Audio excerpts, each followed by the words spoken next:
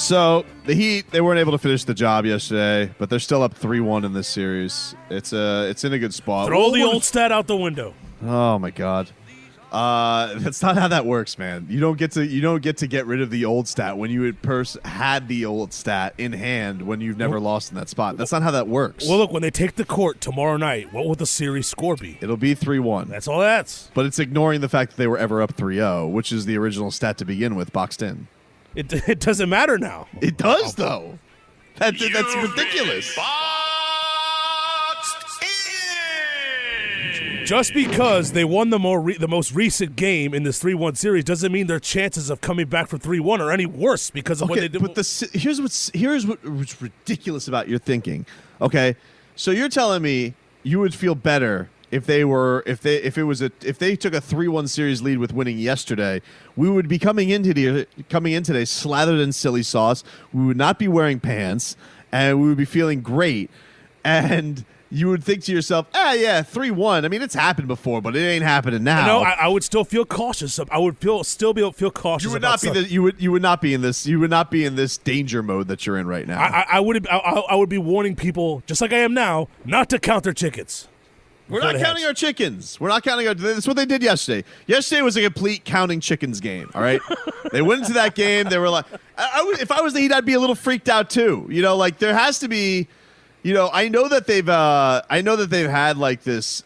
Nobody believed in us. Everybody doubted us. But there does have to be a little bit. I would say maybe not with Jimmy Butler, but I think a lot of guys on that team of like imposter system. Like, damn, bro, we're like really gonna sweep the 1 seed. Like it's gonna be this easy. Like we're gonna be in this situation where we were the 5 seed. We came in, beat the Pacers, whatever. We knew we were a better team than them. We lost. We gave them the 4 seed on purpose. Okay, whatever. But the Bucks, like this is all you've been doing everything you've had this year. This matchup, this was supposed to be the matchup of all matchups. And you're up 3-0, then you lose Giannis. And you heard it in their mode last night. It wasn't like they were shook by it. They were like annoyed, like, I can't believe we actually got bit by that, Like we actually, fell for the rat poison. We lulled ourselves into that game, and that's how they played. And meanwhile, the Bucks, they were playing the most desperate game of their life. Everybody's getting to play a little bit more free, willy-nilly. They're taking shots with no consequences. Mike Budenholzer, went against his cardinal sin and actually played Chris Middleton 40 minutes yesterday. I mean, he must have been having a heart attack out there, thinking that Chris Middleton was going to pass out in the middle of the floor. So, yeah, you just can't get crazy with it. If you come out of this weekend thinking this is anything but awesome, that you're up 3-1 on the 1 seed going into this week, and you don't have to go, you don't have to go to Milwaukee. I don't know what to tell you, man. You really are just being a sourpuss. If the Bucks win again and it forces a Game 6 and it's 3-2, are we still pulling up the 3-0 stat? Because now it's 3-2, and they only have to win 2 more games. Yes. The 3-0 stat lasts until Game 7. I'm sorry to tell you. They have to win 4 in a row against a team that has dominated them in the postseason and in the regular season. No, but that assumes that they're going to play worse because they've won the previous 2 games. No. It's you got to win. You got to win 4 out of 7. It doesn't matter how you get there. Would it be disappointing if it goes to 6 games? Yeah, probably. Especially with how good the Heat have played. If it turned like that, you wouldn't love it. But no, you don't get shook even if you do lose. You lose tomorrow night. I got some news on the Game 5, by the way. We'll get to headlines. All right, let's go.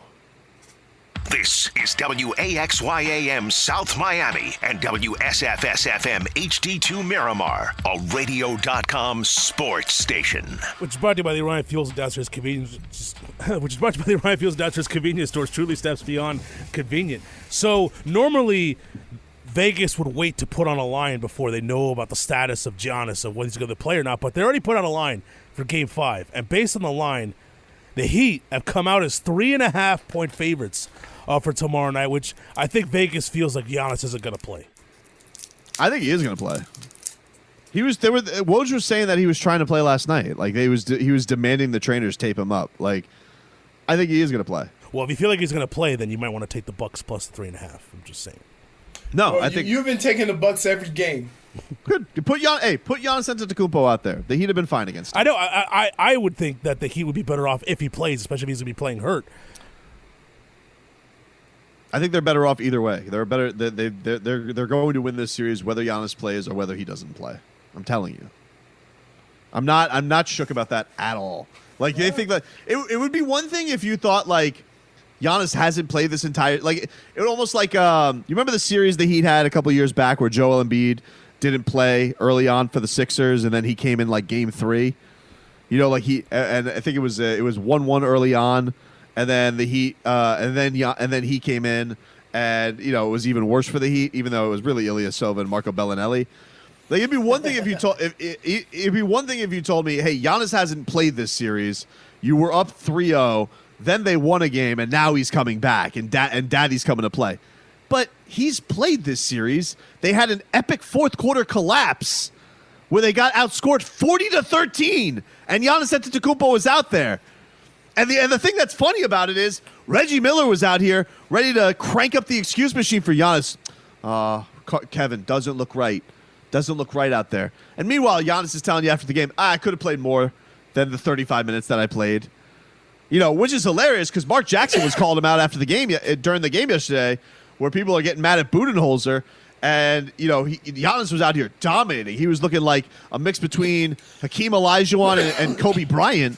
And Mark Jackson's like, yeah, he's asking to come out of the game with there's 6 minutes into the game. Some people got to sometimes call out the player, not the coach, for not playing those minutes. Well, he's defending the player. I mean, the coach. But here's what I would say about that. There's a fine line between understanding you need to do more and doing what you've done the whole year. Right? And so it's just been, that's how they do things. That's how they do things. Nobody plays a substantial amount of minutes. However, when you're down, you got to make some changes, some adjustments in the series. This series requires 40-minute, 42-minute, 43-minute Giannis. And the fact that their coach is being too stubborn, I mean, if you think of how great they say Giannis is. Now go look at all the other great players in the playoffs. From the Kobes to LeBrons, the D-Wades, the Kawhis, and just go take a look at how many minutes they played a game during the playoffs. Most of them are right around 40, if not more. Mm-hmm. So why would Giannis feel, or the coach feel, that Giannis only has to do 35, 36 minutes? What if Giannis isn't in? What if he doesn't play in the kind of shape to do that though? Like we don't know. No, again, there's other factors. What if we don't know? What if Giannis? Now we don't know. You're funny. How am I? In that you pick and choose when you think you know or not. No, I'm just saying, like, if they're telling you during the game yesterday, Giannis is asking to come out in the first quarter when he can't be stopped. Well, yeah, he played 6-7 minutes. That's normal. 6 minutes. I mean, 6. Look, they start rotating Heat players quick too. Everybody's different. Like, some guys, it's one of the things. And the Heat have kind of changed up Bam in this series because they've been doing a lot of check-in, check-out with Bam. Like, he's been roving with Giannis. Right. Mostly. So, basically, he's getting a week off. Because, if he's mostly playing with Giannis and Giannis only playing 36 minutes, Bam usually plays more than that. He was the one that was the one regret from I have yesterday is I wish that because Jimmy was struggling, Gogi was struggling, I wish they would have just let them. I wish they would have kept riding the Bam pony and would have just taken that to the win. I think it would have led to the win yesterday because he was dominating. The thing that separates Bam from a lot of other guys that have that same position is he's a very good passer. He's a very good passer, but he was almost he was doing a lot of top of the key stuff trying to set guys up. I wanted him to just go and put his head down and go dominate Brooke Lopez's ass. Giannis. He wants him to do Giannis. Yeah, even because that's all Giannis does. He just had it all working yesterday, and you look and you see like 26, 12, and 8, and you're like, I feel like he could have gotten up to like 35 and taken him home for that game yesterday. Easily, and that's the one regret I come out of Game 4 with is I felt like that could have been almost a like a career-defining game for Bam. Right. I felt, and it ends up being an awesome game, and that's great. But we're not going to remember that. We're not going to remember the Tyler Hero performance with his big old grapefruits. And I think that's the disappointing thing. But hopefully they bounce back from it. I'm sure that I think that they will. And we'll listen. Leroy is going to the Men's Warehouse after this, and he's getting himself a tuxedo. Samesies with me. I'm bringing a top hat and a monocle tomorrow with a cane, and we're doing this thing all gentlemanly. All right? I say good sir. Speaking of all gentlemanly, yeah. Did you see Djokovic? Oh yeah. Yeah, Djokovic. Yeah, where he hit the judge. Yeah. Yeah. It was an accident. Got kicked out of the tournament. Still funny. He got disqualified though. But he wasn't looking. Is that tennis rules? If you hit a judge, you're out. Yeah. Yep. Poor taste. I guess, but he wasn't even looking. The judge can't even. Clear. The judge can't even say, "Hey, we know that was an accident." Nobody saw it. Oh. But here's the other thing. I mean, I'm not trying to say the person wasn't hurt. It was a tennis ball. Right? It has hair on it. Is that hair or fuzz? You say tomato, I say tomato. No, I mean, well, we started you the show. You say werewolf, I say werewolf. We started. You say that, but we started today on a blood feud because of the way I say werewolf. Because it's stupid. Well, why can't I just say you say tomato, I say tomato? We would have been moving on. Because nobody says it the other way. I don't think anybody says tomato either, if you're being real. No. The Brits say tomato. You would know. The Brits say tomato, love. So yeah, man, like that's brutal. Potato. It would be a boss move tomorrow. Honestly, what? it would be an awesome move if Tyler Hero showed up to the game yesterday dressed in a tuxedo with a monocle. With the handlebar mustache. Yep. If he showed up dressed like a gentleman, that would be such a great move. Like the Kingsman. And they'd be like, Tyler, why are you dressed like that? And he'd be like, oh, it's gentlemanly, love. We gave him a game. Now we're gonna go sweep them out. What? Did you see the video of the guy riding a 85-foot wave? Gnarly. Is that real? Yeah, I saw that. Is that real? I don't know, but it looks frightening. Did you watch that video on Facebook? I saw it on Twitter. But I saw it on Twitter. Is it real? I don't know. Where was that? In Portugal? I don't know. I'm trying to figure out. Here's what I tried to figure out. How does a wave get that big and nobody's absolutely terrified watching it? I'd run the hell out of there. If something like that came off the coast of Florida, huh? Right. I'm out. So, I'm out. Crazy, man. I just wonder if I don't want to accuse nobody of flopping. Yep. But she was hit with a tennis ball. Somebody said that she wasn't even hit that hard. She was right, acting like she was acting like a Karen. If you see it, he hit the ball and then looked back and he hit her and he went over to to check on her? Yeah. Like she was on the ground writhing in pain. Like, wow. Okay. I mean, did it hit her? I mean, no, if it gets the throat, I mean, that was like a soft spot. Really? Right. Like what? If you take a tennis ball to the throat, like I could see how you'd be jugular. I could see that hurting. I mean, all right. That's if it hit her there. I don't know if it did. I mean, look, the rule is the rule, but she didn't have to throw cheese on it. You know what I'm saying? It's a weird one. All right, well, we'll come back. We'll hear a little bit from Jimmy Butler after yesterday's game as the Heat. They will have to go to a Game 5, do this all gentlemanly tomorrow night. If I told you on Labor Day the Heat were going to be up 3-1 on the number 1 seed, yep, would you be happy? It would be I would be so happy. I can't even put it into words. So be happy. I'm ecstatic. All right. Who's not happy? I'm ecstatic. I am with the way I felt like I don't want to talk about yesterday because we all know that we played like fat cats yesterday. Even the fans were fat cats. You guys didn't. You didn't even stress it as much. All right, some of you are panic mode, and maybe some of you lost money gambling. I don't know, whatever. But the way you felt, try and find yourself. Tell me the way you felt when they went up 3-0 on Friday night. Because Leroy, I haven't been that happy as a Heat fan. I couldn't even tell you.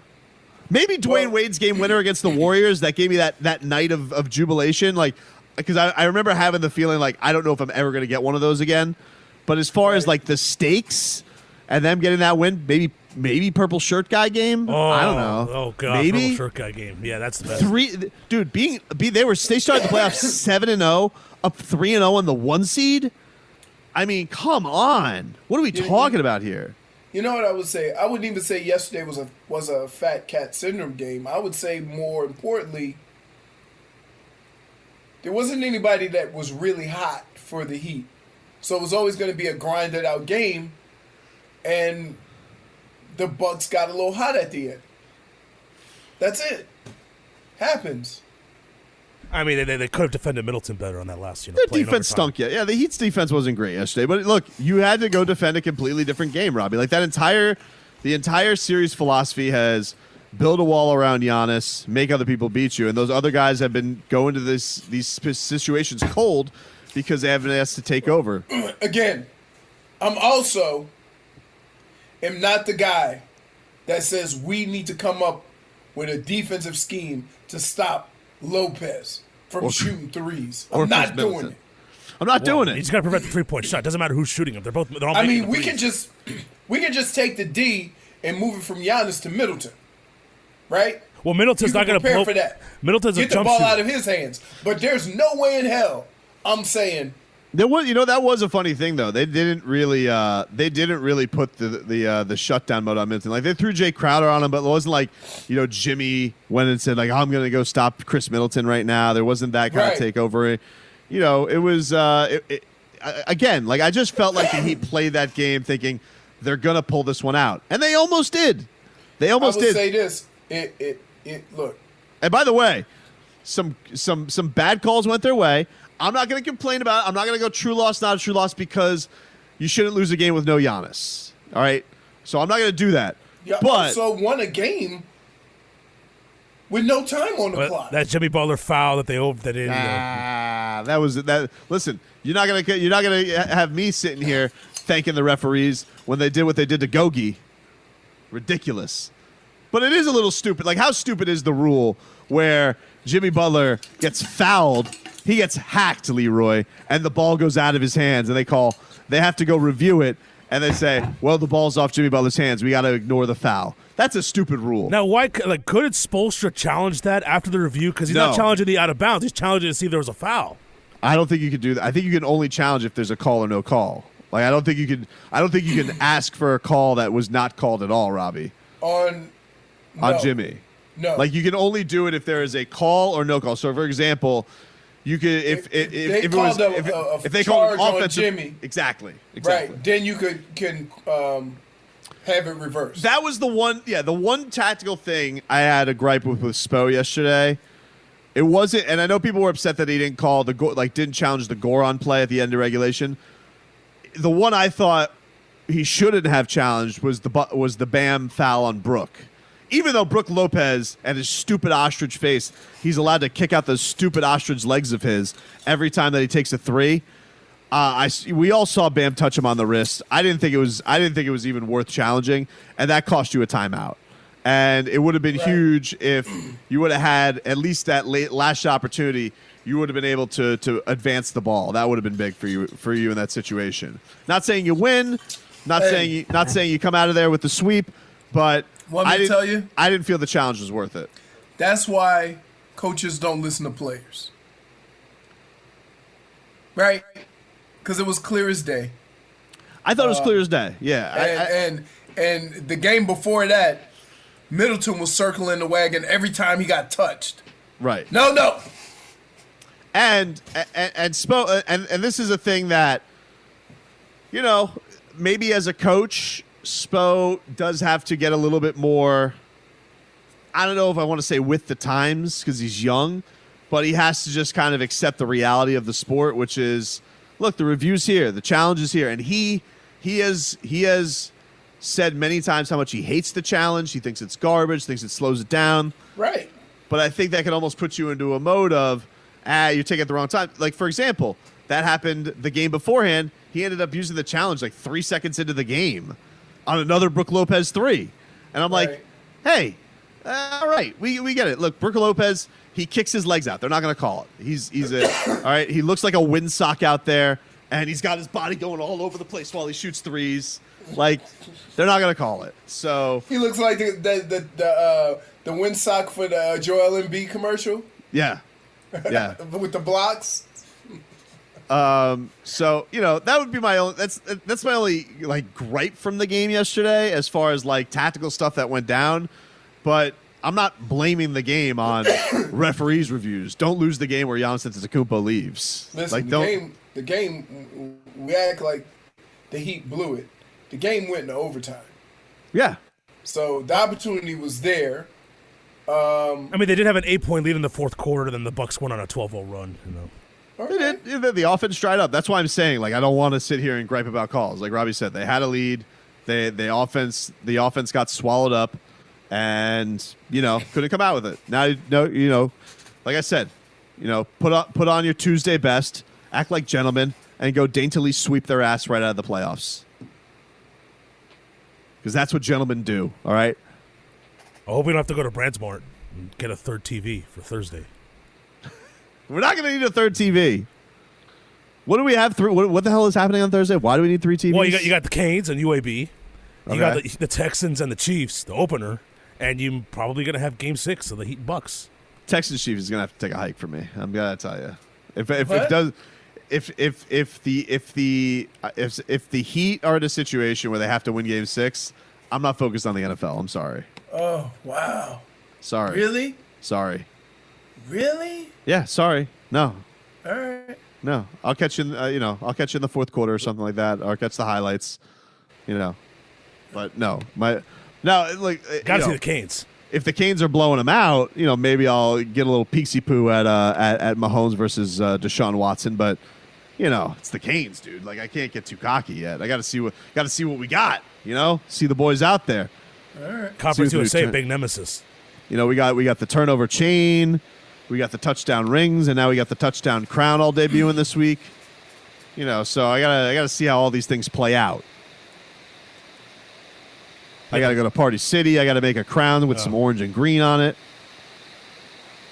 Is there a gentleman's like broom that because you can't like bring a broom? Is it like a chimney sweep? A chimney sweep. Like, I feel like it's a chimney sweep. Like the a rich little people, they dustpan? always, you had people go out, or it's like one of those Mr. Deeds. Like you would go and just a little bit of a mess, little musty.